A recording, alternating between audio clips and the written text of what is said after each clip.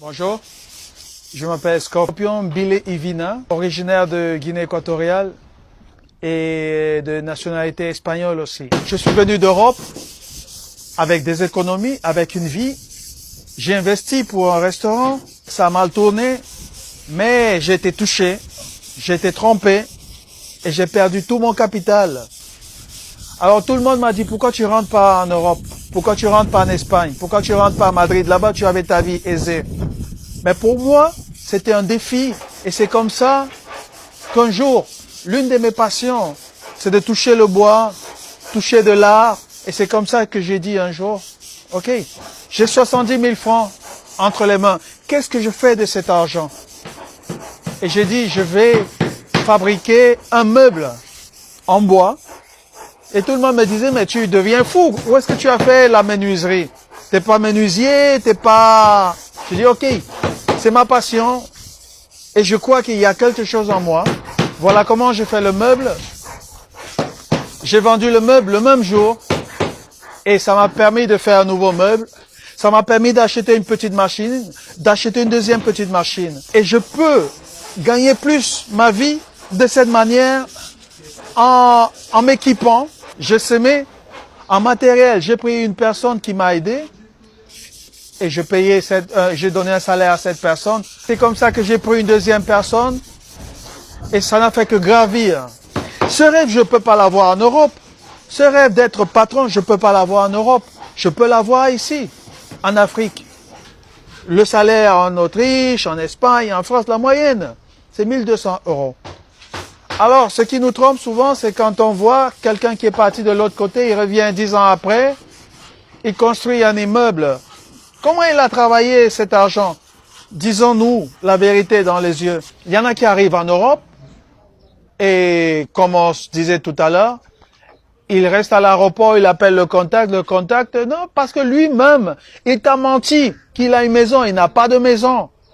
Il a du mal, lui-même peut-être il dort dans un salon, et puis, il pensait que tu n'aurais pas le visa. Et finalement, tu as le visa. Et quand la réalité frappe sur le nez, il ne peut pas te recevoir. Les gens dorment dans des couloirs. Les gens dorment dans des toilettes. Et il doit sortir des toilettes pour que l'autre aille faire ses besoins. Et puis, il rentre dormir dans les toilettes. Vous pensez que c'est pas une vie de porc? Tu n'arrives pas, tu te mets à travailler. Tu as besoin d'au moins 5 ans pour avoir les papiers. Et sinon, tu vas prendre les papiers de quelqu'un qui te ressemble même pas et tu te retrouves en tôle. Et alors, c'est quoi souvent la pression familiale? La pression familiale, c'est souvent un grand problème. Pourquoi? Parce que comme nous sommes autant, on veut toujours prouver qu'on a réussi. On a tourné le dos en disant on va ramener, on a fait des promesses. Et pour accomplir les promesses, on est prêt à faire tout. Que beaucoup de personnes qui partent en Europe, ils s'attendent pas à ça. C'est comme quand tu vas en guerre, on te dit, tu dis, je vais jamais manger un être humain. À un moment donné, pour survivre, tu vas manger de la chair humaine. C'est ça, c'est la même réalité. L'Europe est dure. La plupart des personnes vivent dans des bicoques parce que si je veux parler de 70 mètres carrés pour une famille, 100 mètres carrés pour une grande famille, une famille numéreuse, c'est ridicule. Ici à Dakar, moi je vis avec ma femme et ma fille, on est dans 200 mètres carrés. Et avant, moi je vivais dans 35 mètres carrés. Et puis les gens me disaient, ah, tu as un salon grand, hein, dans 35 mètres carrés. Aujourd'hui, seule ma chambre fait le double de mon salon, alors qu'on me disait que je vivais dans un salon, dans un grand salon. Tous ces dépenses, je ne peux pas avoir une grande maison. Je vais travailler pour payer le loyer, pour payer ici, pour me faire un peu plaisir. Mais je ne peux pas, c'est comme ça qu'on vit en Europe, quand on vit normalement. Et j'ai dit, je ne peux pas revenir en Europe, il faut que j'aille en Afrique pour poursuivre mon rêve. Aujourd'hui, je suis en train de poursuivre mon rêve et j'espère que il se réalise. Et je pense qu'il va se réaliser ici, mais pas de l'autre côté, où je perdais mon temps. Je pouvais rester 20 ans et continuer de rêver. Et là, je me dis que on a de quoi envier sur les possibilités ici en Afrique. J'ai pas eu la chance d'aller à l'école, de m'asseoir, mais je parle plusieurs langues. Je parle 8 langues africaines parce que j'ai voulu apprendre ces langues africaines. Je parle correctement 3 langues internationales parce que j'ai voulu apprendre ces langues. Et aujourd'hui, je m'assois sur une table de débat et je suis profond en histoire et plusieurs choses. Parce que j'ai cherché ma place dans la société.